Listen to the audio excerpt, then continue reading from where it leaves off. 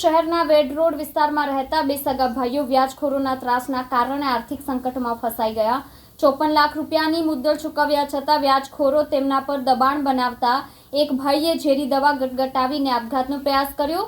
આ ઘટનાની જાણ થતાં પોલીસ ફરિયાદ નોંધાઈ અને એક વ્યાજખોરની ધરપકડ કરવામાં આવી છે, જ્યારે 4 આરોપીઓ હજુ ફરાર છે।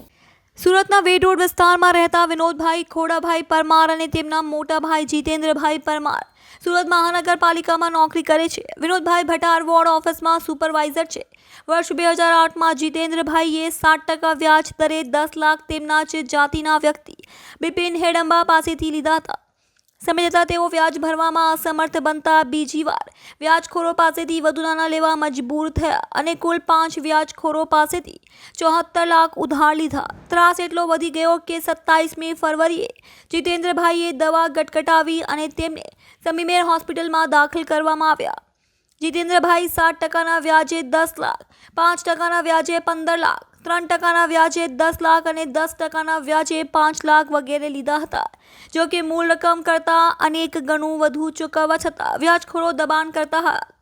વિનોદભાઈએ પણ 9 લાખ લીધા બાદ 25 લાખ ચૂકવ્યા છતાં વ્યાજખોરોએ તેમના મકાનના દસ્તાવેજ અને 10 ચેક લખાવી લીધા હતા।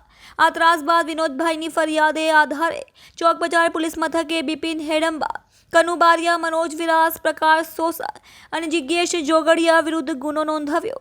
આરોપી બિપિન હેડંબાની ધરપકડ કરવામાં આવી છે, જ્યારે અન્ય 4 આરોપીઓની શોધખોળ ચાલી રહી છે।